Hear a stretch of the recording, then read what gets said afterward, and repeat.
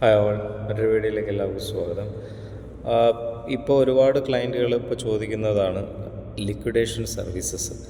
എന്താണ് ലിക്വിഡേഷൻ, അല്ലെങ്കിൽ അതിൻ്റെ പ്രൊസീജിയർ എന്താണ്? അപ്പോൾ നമുക്ക് നമ്മുടെ കമ്പനി നമുക്കിപ്പോൾ മുന്നോട്ട് കൊണ്ടുപോകാൻ എന്തെങ്കിലും ബുദ്ധിമുട്ട് തോന്നിയിട്ടുണ്ടെന്നുണ്ടെങ്കിൽ നമുക്കത് ലിക്വിഡേറ്റ് ചെയ്യാം. ഇപ്പോൾ ലിക്വിഡേറ്റ് ചെയ്തില്ലെന്നുണ്ടെങ്കിൽ നമ്മളത് എക്സ്പയർ ആവും, അല്ലെങ്കിൽ അതിൻ്റെ ഡോക്യുമെൻറ്റ്സ് കാര്യങ്ങൾ പെൻഡിങ് ആയിട്ട് അങ്ങനെ കിടക്കും. അതല്ലാതെ വലിയൊരു ലീഗലായിട്ടുള്ള വലിയൊരു ഇഷ്യൂസ് കാര്യങ്ങളൊന്നും ഇതുവരെ അങ്ങനെ വന്നിട്ടില്ല.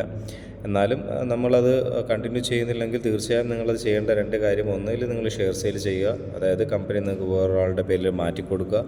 ഇല്ല എന്നുണ്ടെങ്കിൽ നിങ്ങൾക്കത് ലിക്വിഡേറ്റ് ചെയ്യാം. ഇപ്പോൾ ലിക്വിഡേഷൻ എന്ന് പറയുമ്പോൾ നമ്മുടെ കമ്പനിയുടെ ഫുൾ റെക്കോർഡ് നമ്മൾ എന്ത് ചെയ്യണം, നമ്മളവിടുന്ന് നമ്മുടെ എക്സിസ്റ്റിംഗ് ഒമാനിലുള്ള ലൈസൻസ് കാര്യങ്ങൾ നമ്മൾ റിമൂവ് ചെയ്യണം. അപ്പോൾ അതിന് ഒരു 6 months പ്രോസസ്സൊക്കെ സാധാരണ എടുക്കുന്നുണ്ട്.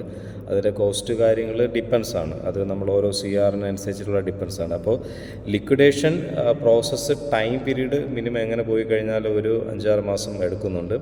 അതിൻ്റെ വലിയ ബുദ്ധിമുട്ട് കാര്യങ്ങളൊന്നുമില്ല. നിങ്ങളുടെ ഡോക്യുമെൻറ്റ്സ് കാര്യങ്ങളൊക്കെ വെച്ചിട്ട് നിങ്ങൾക്ക് ഓഡിറ്റിംഗ് പ്രോസസ്സിംഗ് ഒക്കെ ചെയ്ത് കഴിഞ്ഞതിന് ശേഷം നിങ്ങൾക്കത് ചെയ്യാം. പക്ഷേ അത് CR ആക്ടിവേറ്റ് ആയിരിക്കണം. CR ആക്ടിവേറ്റ് ആയിരുന്നാൽ മാത്രമേ നിങ്ങൾക്ക്, ആക്ടിവേറ്റ് അല്ലെന്നുണ്ടെങ്കിൽ ആക്ടിവേറ്റ് ആക്കിയതിന് ശേഷം മാത്രമേ നിങ്ങൾക്ക് ലിക്വിഡേഷൻ ചെയ്യാൻ സാധിക്കത്തുള്ളൂ.